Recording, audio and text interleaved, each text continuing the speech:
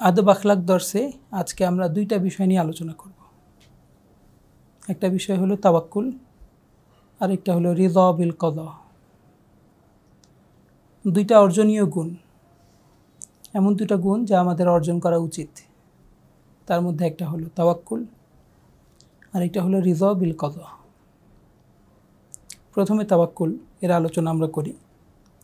তাওয়াক্কুল শব্দের শাব্দিক অর্থ বাংলায় ভরসা করা বলা যেতে পারে।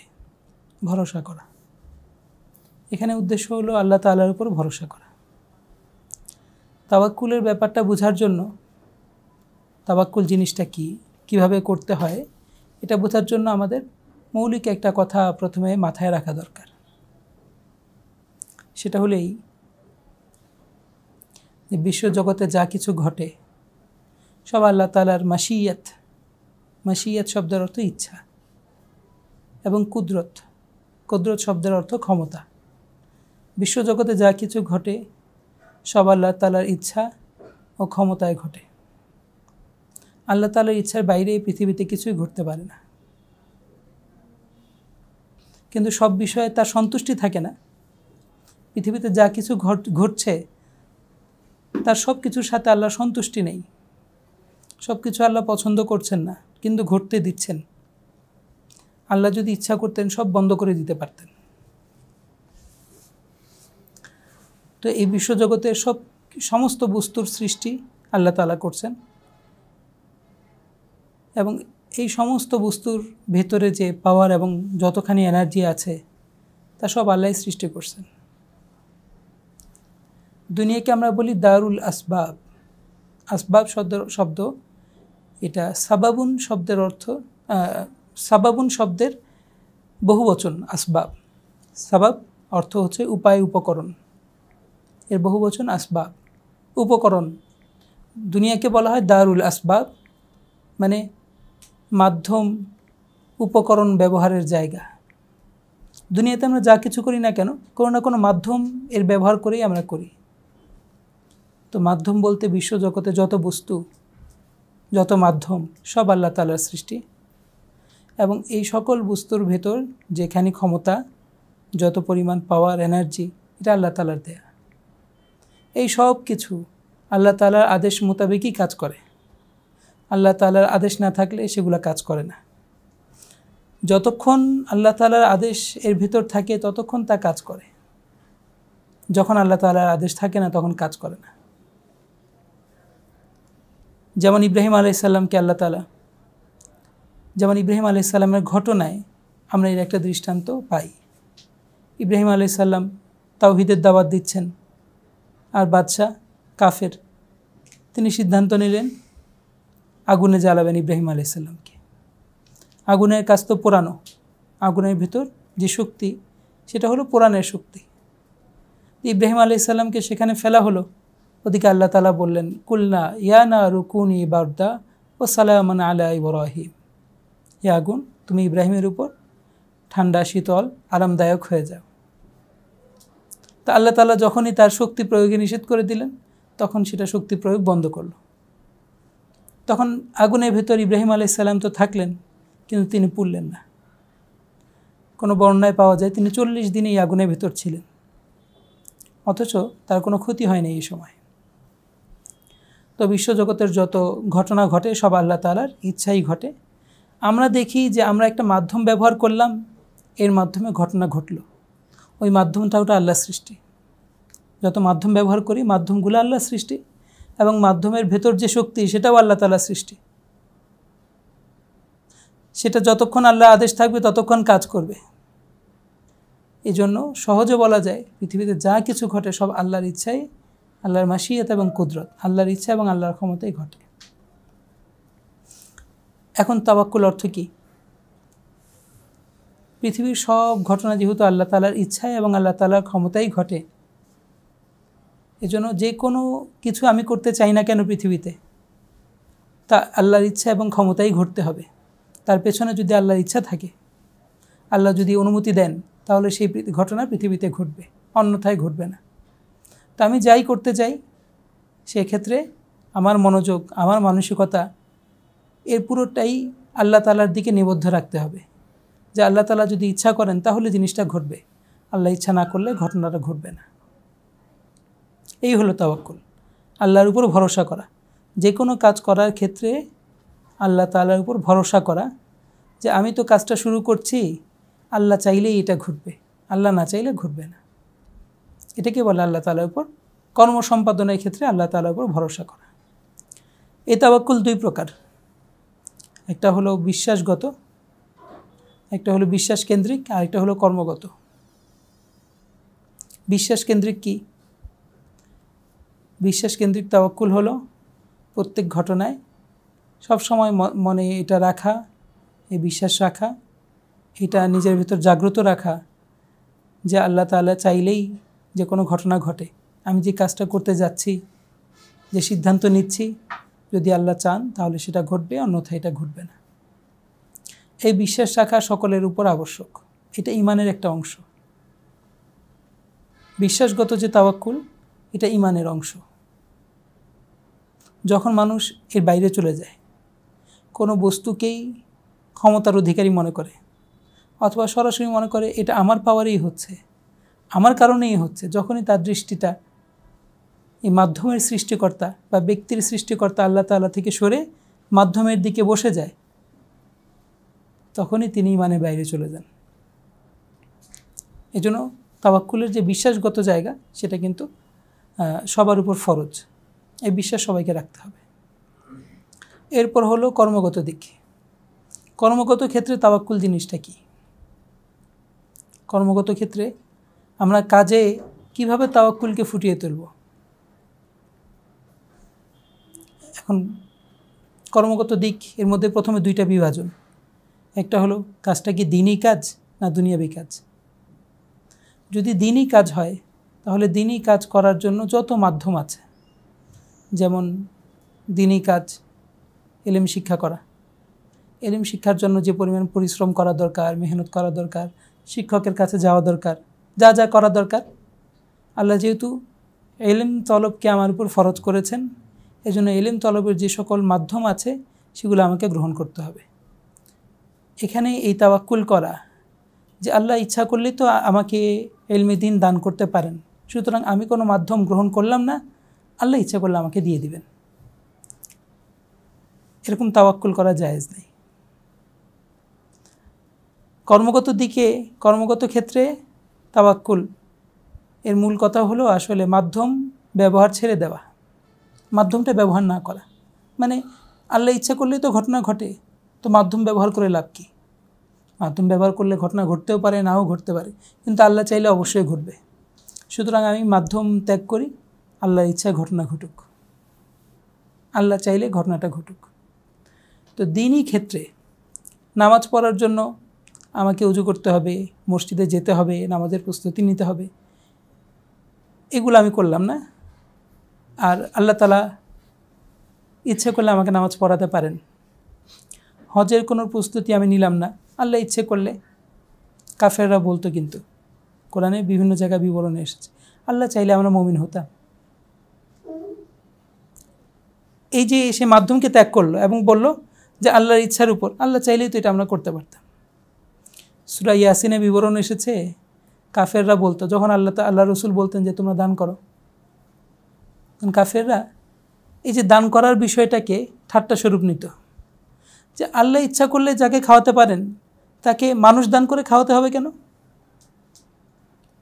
দরিদ্রদেরকে খাওয়ানোর জন্য কখনো বলা হতো যে তোমরা দান করো, বা মেহমান দরিদ্র মানুষ আছে তাকে বাসায় নিয়ে যেয়ে খাওয়াও, তো ওরা তখন ঠাট্টা করে বলতো আল্লাহই তো ইচ্ছা করলে খাওয়াতে পারেন, এখানে আমাকে খাওয়াতে হবে কেন? এটা একটা দ্বীনি কাজ। ধনীদের উপর দরিদ্রদের ভার বহন করা, আত্মীয় স্বজনের ভার বহন করা, এটা একটা দ্বীনি দায়িত্ব। এই দায়িত্বকে তাওয়াক্কুলের উপর ছেড়ে দেওয়া জায়েজ নেই। আল্লাহ ইচ্ছা করলে আল্লাহ দেখবেন ওদেরকে।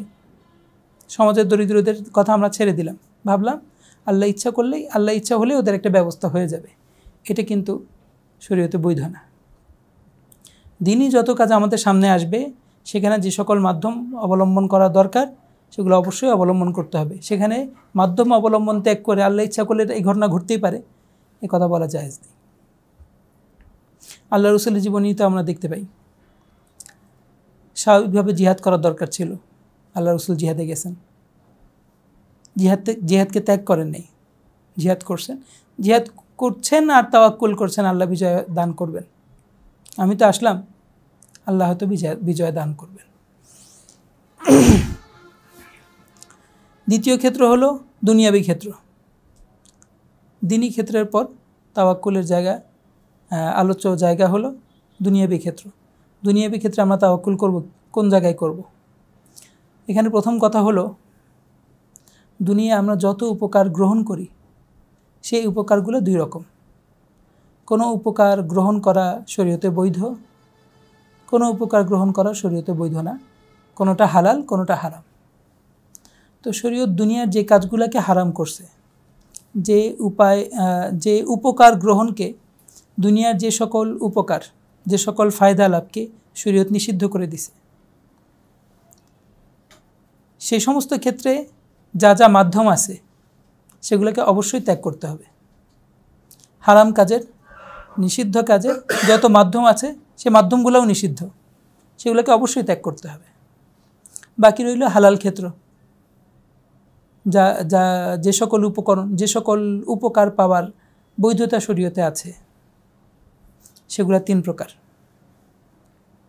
কোনো কোনো ক্ষেত্রে এমন যেখানে মাধ্যম ব্যবহার করলে উপকার পাওয়া যায়, এটা নিশ্চিত। যেমন খাবার খেলেই ক্ষুধা মিটে, পানি খেলেই তৃষ্ণা মিটে, এটা নিশ্চিত, সব সময় এটাই দেখা যায়। তো যেগুলা নিশ্চিত, যে সমস্ত ক্ষেত্র নিশ্চিত এখানে মাধ্যমটা ব্যবহার করলেই উপকার পাওয়া যায়, সেই সমস্ত ক্ষেত্রে মাধ্যম ত্যাগ করে তাওয়াক্কুল করা বৈধ না। সুতরাং যে ব্যক্তি ক্ষুধার্ত, তার সামনে যদি খাবার থাকে, যে পিপাসার্ত, তার সামনে যদি পানি থাকে, পানি যদি তার আয়ত্তে থাকে, সে যদি পানি খেতে পারে, তাহলে অবশ্যই তাকে খাবার খেতে হবে। সে খাবার খেলো না, আল্লাহ ইচ্ছা করলে তার ক্ষুধা তৃষ্ণা দূর করতে পারে, এই আশায় বসে থেকে সে যদি মারা যায়, তাহলে মাসালা যদি জিজ্ঞাসা করা হয়, মাসালাগত দৃষ্টিকোণ থেকে বলা হবে তার এই কাজটা বৈধ হয়নি, নাজায়েজভাবে সে যে মৃত্যুবরণ করেছে, তার পদ্ধতি, তার যে পন্থা ছিল, এটা জায়েজ ছিল না। তো দুনিয়াবি যে সকল উপকার পাই, তার কোনো কোনো ক্ষেত্রে আমরা দেখি মাধ্যম ব্যবহার করলেই উপকারটা আমরা পাই। উপকার পাওয়া অনেকটা নিশ্চিত, অনেকটা নিশ্চিত বলতে একেবারেই নিশ্চিত আমাদের কাছে। দ্বিতীয় স্তর হলো যেখানে উপকার পাওয়াটা নিশ্চিত না, সম্ভাব্য। যেমন চাকরি বাকরি করলে উপার্জন করা যায়, ব্যবসা করলে উপার্জন করা যায়, চিকিৎসা গ্রহণ করলে সুস্থতা হাসিল হয়, সুস্থতা লাভ হয়। এর বিপরীতও কিন্তু হয়, মানুষ ব্যবসা বাণিজ্য করে সবাই উপার্জন করে তা না, অনেকে লসও খায়। চিকিৎসা করে সকলেই কিন্তু সুস্থ হয় না, কেউ কেউ অসুস্থ অবস্থায় মারা যায়, এমনও হয়। তো এগুলো এমন মাধ্যম যেগুলো অধিকাংশ ক্ষেত্রেই আমরা দেখি সুফল দেয়, কিন্তু কখনো কখনো আবার দেয় না, অনেক সময় দেয় না। এগুলো হলো সম্ভাব্য মাধ্যম। এই সম্ভাব্য মাধ্যম, এই ক্ষেত্রেই হলো তাওয়াক্কুলের মূল আলোচনা। পৃথিবীর ওই সমস্ত উপকার যা গ্রহণ করা শরীয়তে বৈধ, যেমন চিকিৎসার মাধ্যমে সুস্থতা লাভ করা, কার্যক্রমের মাধ্যমে উপার্জন করা, এই যে কার্যক্রমটা, চাকুরি করা, ব্যবসা করা বা চিকিৎসা গ্রহণ করা, এই ধরনের কার্যক্রমগুলো, এই মাধ্যমগুলো আমরা গ্রহণ করব না, এখানেই হলো তাওয়াক্কুলের মূল আলোচনা। তো মানুষ দুই রকমের, কেউ হলো ইমানের দিক থেকে অনেক শক্তিশালী, তারা সবসময় তাদের নজরে এই কথাটা স্পষ্ট থাকে, সবসময় তাদের জেহেনে থাকে যে ওয়ামা মিন দাব্বাতিন ফিল আরদি ইল্লা আলাল্লাহি রিজকুহা, পৃথিবীতে যত প্রাণী আছে, পৃথিবীতে বিচরণশীল যত প্রাণী, সকলের রিজিক আল্লাহর হাতে। এ বিষয়ে তাদের নিশ্চিত, তাদের বিশ্বাস এত বেশি, এতটা মজবুত, যেন সে চোখে দেখতে পাচ্ছে। এই ধরনের মানুষের অবস্থা এমন সৃষ্টি হয় যে তার মনে হয় চিকিৎসা গ্রহণ করে লাভ কি, আল্লাহ ইচ্ছা করলেই যে ইব্রাহিম আলাইহিস সালামের একটা বাক্য কোরআনে বর্ণিত হয়েছে, ওয়াইদা মারিদতু ফাহুয়া ইয়াশফিন, যখন আমি অসুস্থ হই তখন আল্লাহই আমাকে সুস্থতা দান করেন। আসলে চিকিৎসার মাধ্যমে যে সুস্থতা আসে সেটাও তো আল্লাহই দেন, কিন্তু সুস্থতা যে আল্লাহই দেন এই বিশ্বাস মনে রাখতে রাখতে এমনভাবে তাদের কাছে এটা বাস্তবে পরিণত হয় যেন এটা চোখে দেখা বিষয়। রিজিক যে আল্লাহই দেন এটা তাদের কাছে এতটা স্পষ্ট, এতটা নিশ্চিত যে তারা এক্ষেত্রে আর মাধ্যম ব্যবহারের প্রয়োজন বোধ করেন না। এটা একটা বিশেষ স্তর। ইসলামের সাধারণ তালিম, সাধারণ শিক্ষাটা এই পর্যায়ের না। ইসলামের সাধারণ শিক্ষা হলো উপার্জন করার, কারণ মানুষ সাধারণত একটু দুর্বল মনা,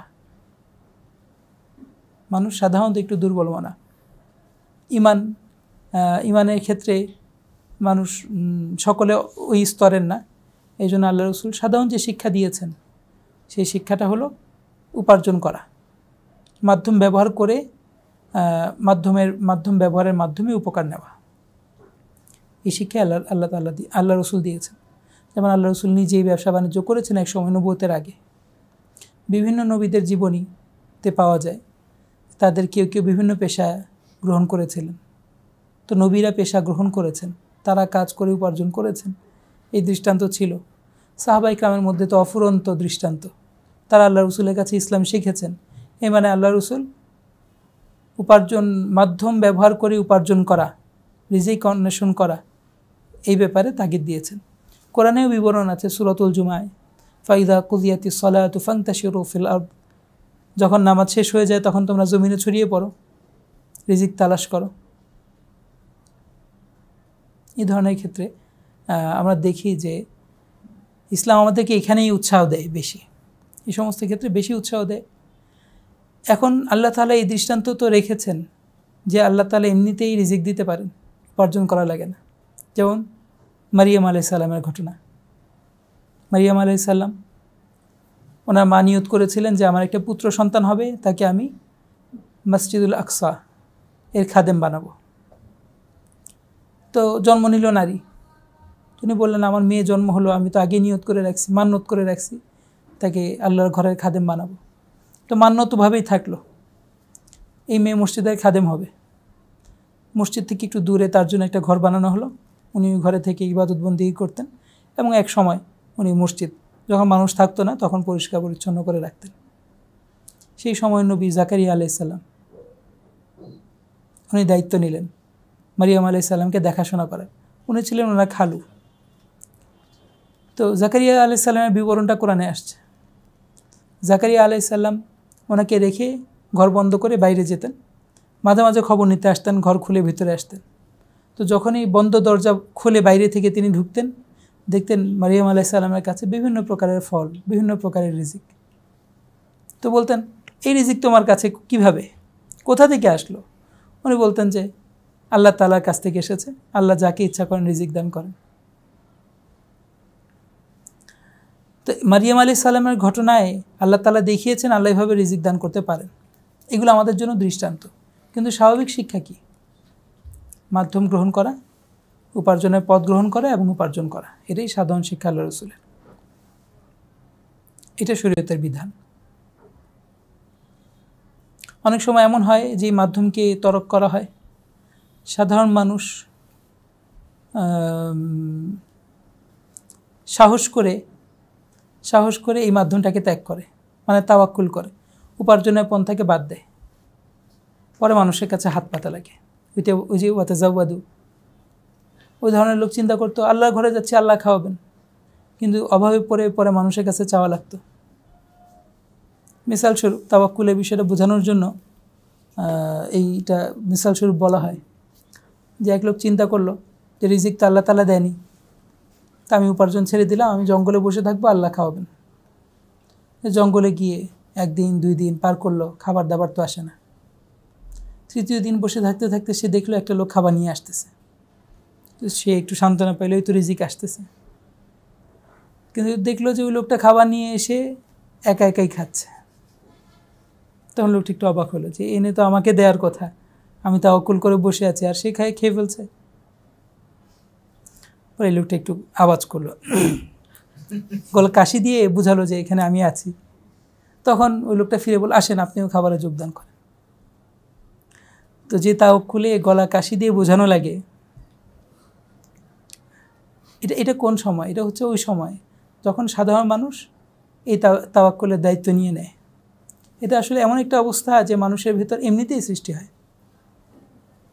মানুষের ঈমান যখন ওই পর্যায়ে যায় তখন এমনিতেই এই ঘটনা ঘটে, মানুষ এই মাধ্যমকে ছেড়ে দেয় এবং এর মাধ্যমে সে ফল লাভ করে।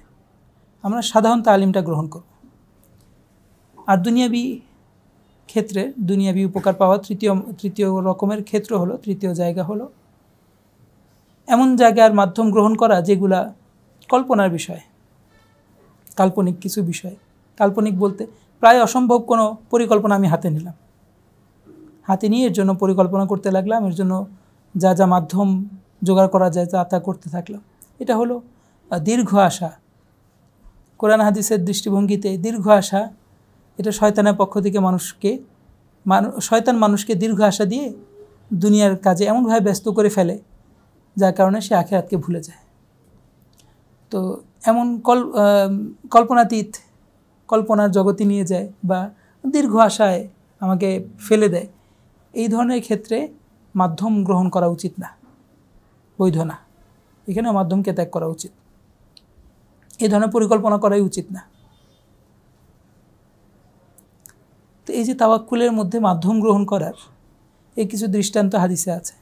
ওই যে একটা দৃষ্টান্ত আল্লাহ রাসূল এক সাহাবীকে বললেন যে ঘোড়া আগে বাঁধো, তারপর আল্লাহর উপর তাওয়াক্কুল করো। তো মাধ্যম ব্যবহার করে তাওয়াক্কুল করা মানে আমি তো মাধ্যম ব্যবহার করলাম, আল্লাহ যেন এর মাধ্যমে আমাকে, আল্লাহ ইচ্ছা করলে এর মাধ্যমে আমাকে ফায়দা দিতে পারেন, আমার উঠতে থাকতে পারে। ওমর রাদিয়াল্লাহু তাআলা আনহুর একটা বক্তব্য এমন, উনি বলেছেন তাওয়াক্কুল হলো আগে জমিনে বীজ বপন করা, তারপর আল্লাহর উপর তাওয়াক্কুল করা।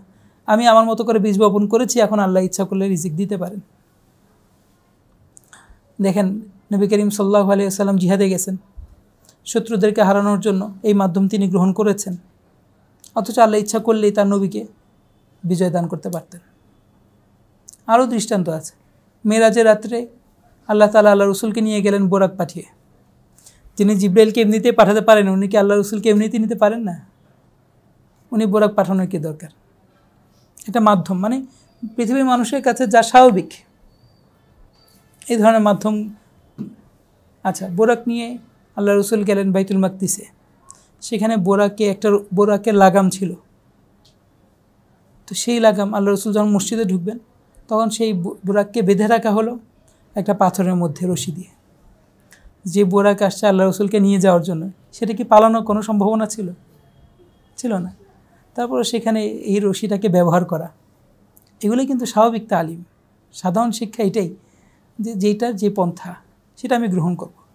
আমি তালা দিলাম না, এরপর আশা করলাম আমার সিন্দুক থেকে চুরি হবে না ইনশাল্লাহ। এই ধরনের এই তাওয়াক্কুল জায়েজ নেই। তাওয়াক্কুল সংক্রান্ত শরঈ বিধান কি?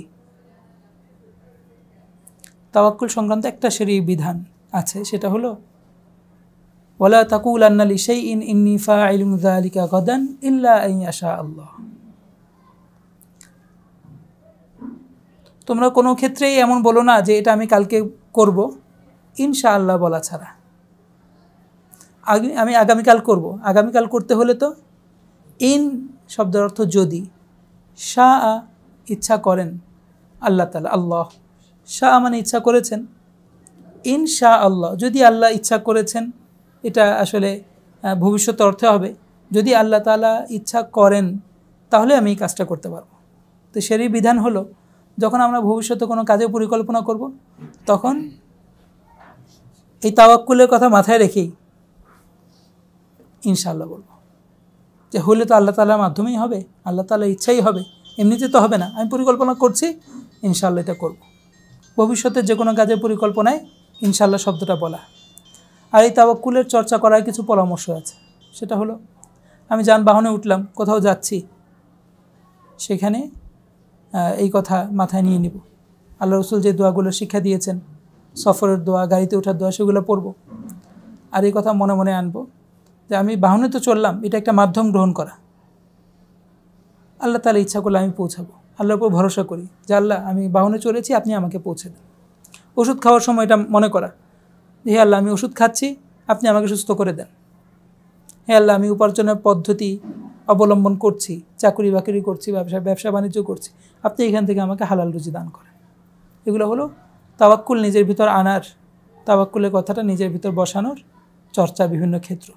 আল্লাহ তাআলা আমাদেরকে আমল করার তৌফিক দান করুন।